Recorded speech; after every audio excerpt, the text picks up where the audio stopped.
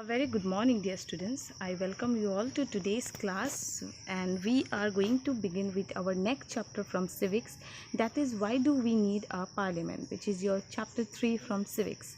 And this is also a part for your PT exam, which is going to be held in the next few days. So anyway, let us have a discussion on the chapter. So first of all, we should know that what we are going to learn in this particular chapter. So the main objective of this chapter is to know why we need a parliament, or what is a parliament, what are the features of parliament, and why do we need parliament. So that is the thing which we are going to learn from the chapter. So in today's period we will just have a discussion on the features of Indian Parliament and why do people decide, that we are going to learn.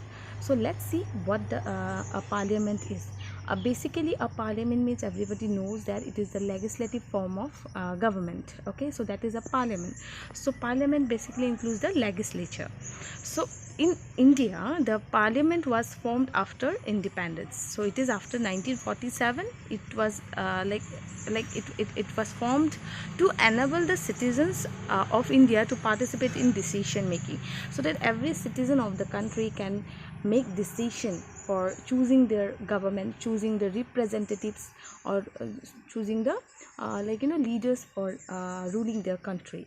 So it has enabled the citizens to make decision, okay, of their own, and also the control the government, means control the government in the sense, if people are choosing the representatives, or if people are going to choose the or select or elect the leaders, then obviously people are also controlling the government. Then the parliament is made up of elected representatives. So parliament is made up of, or it is formed of, the elected representatives which belongs to different constituencies. So parliament is made up of a number of elected representatives of different political parties. So it is not a single political party who is ruling party. It's not only the ruling party, in fact it includes all the political party representatives are the member of the parliament, and has a lot of power, and they have a lot of power because they make various rules, and they are doing for the people only. So the parliament consists of total 543 representatives which are belonging to different political parties. So it includes, so parliament includes how many members? 543 members, or 543 representatives from various political parties. Then they are called members of parliament. So these representatives, or these members, are called as the members of parliament. Then parliament has two houses. The legislature or the parliament has two houses, which includes the Lok Sabha, the lower house, and the Rajya Sabha, which is the upper house. And Lok Sabha is headed by both are actually headed by presiding officers, and Lok Sabha is headed by the speaker, and the Rajya Sabha is headed by the chairman for Rajya Sabha. Now the vice president is the chairman of Rajya Sabha. So vice president became the chairman of the Rajya Sabha.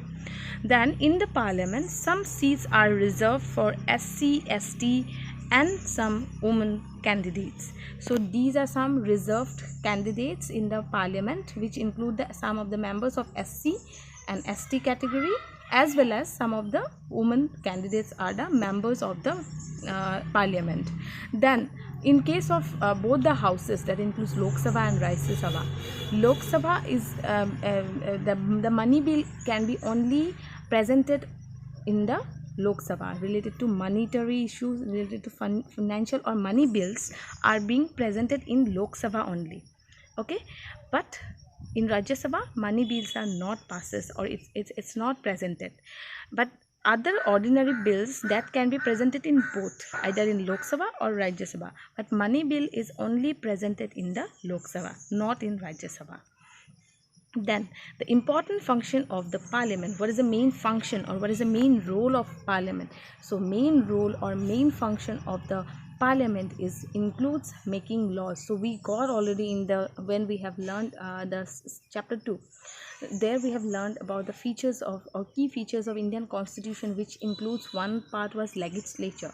So legislature include the they are the lawmakers. So here you can see the same thing, that includes the members of the parliament. So the important function of the parliament, what they do is they include the making of laws and to control, guide and inform the government. Even all the laws, guidelines are being made by this members of the parliament. Okay, so they are the law making.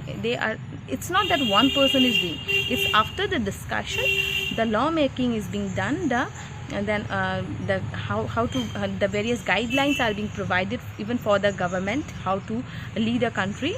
So all these are being after discussion of this 543 members, who are again the representative of the citizens only, people only. So they make decision after being a lot of discussion for making of laws or any control in the country, as well as various guidelines even for the government. Then another feature of the Indian Parliament, which is actually history also, history of the Indian Parliament, it includes that India got freedom after a long struggle. We already know with the colonial ruler, that is the British. India has a lot of struggle, and then only it was able to get independence from the colonial rule. So after a lot of struggle, in this struggle for freedom, people from different backgrounds participated. So in this particular struggle for independence, everyone or almost people from different backgrounds have participated. They were greatly inspired by the ideas of freedom.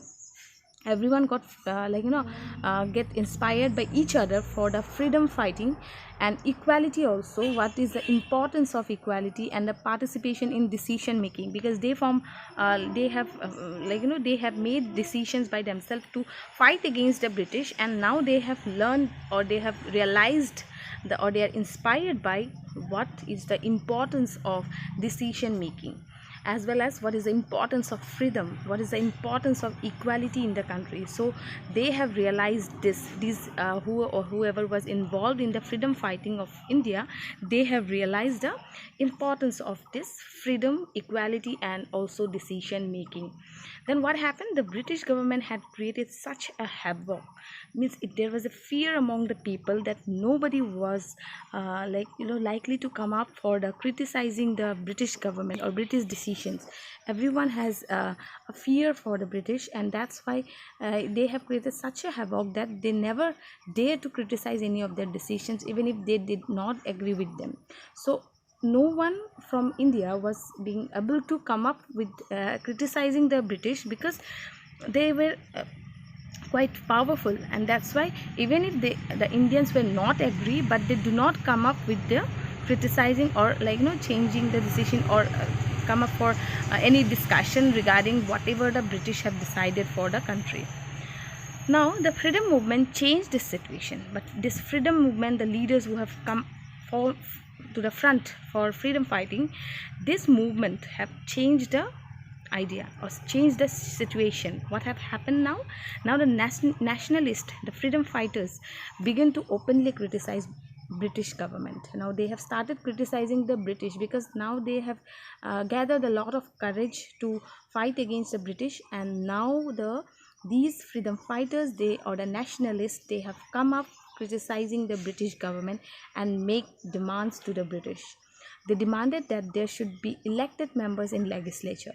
So now after this freedom fighters or this nationalists have demanded the British that they must have elected members in the legislature, not according to the British. It should be elected members by the people, by the citizens of the country. So they demanded that there should be elected members in the legislature with a right to discuss the budget and ask questions related to budget as well as other decisions of the country. The Government India Act, which was in 1909, allowed for some elected representation.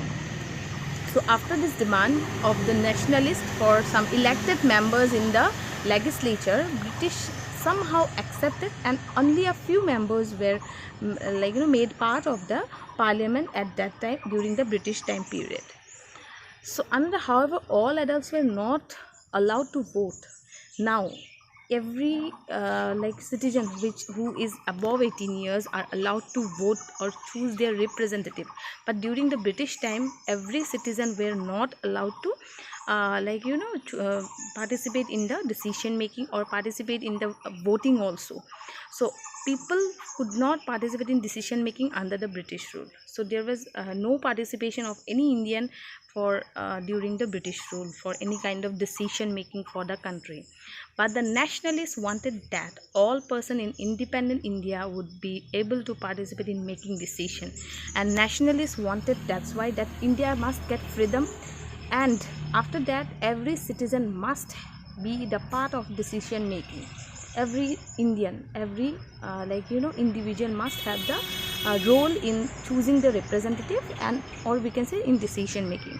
Now if a representative means what? A person who is representing the other person of that area. So that's how people are electing him, because so that he is just a representative of the people. He just represented their ideas or their views or their demands. Not demand exactly, it is for the good of the country only. So why should people decide? That is a question mark, that why we people, we citizens should decide. So it is because in independence was long and difficult struggle. They got inspired by the ideas. We already have discussed this point in the history which I say. So the nationalists, they get inspired by the ideas of freedom, equality and participation is decision making. That has made an idea there in them that every individual must have the role in decision making within the country. And under colonial rule, the people did not criticize British government. During the colonial or British rule, no one have criticized the British government. But the freedom fighters, the nationalists, they have changed the scenario. They have changed the situation. The nationalists began to oppose the British government and make demands, which we already have discussed. It is also a part of the same only. Why should people decide? So therefore, when India got freedom, the dreams and aspirations of the freedom struggle were made concrete in the constitution. So after the independence, the demand of the individuals or the people were presented in the constitution. And as per the demand of the people, the Constitution of Independent India laid down the principles of universal adult franchise. So universal adult franchise means every citizen has the right to vote for or elect the representatives.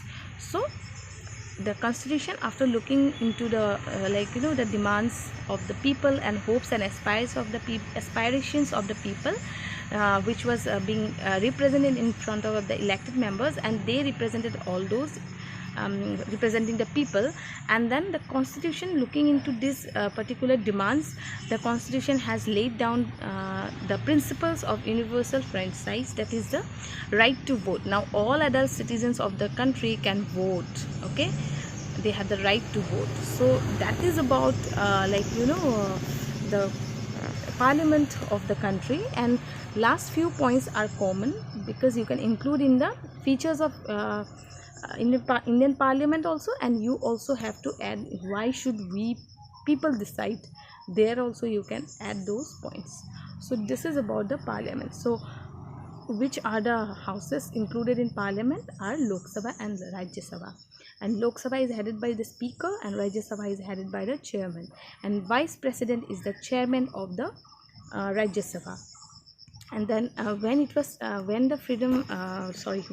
the the idea of freedom, equality and decision making came? It was after the nationalists, they have come front by criticizing the British government and demanding the British government. So from that period only, the idea, they were inspired by the equality, the freedom, as well as the decision making.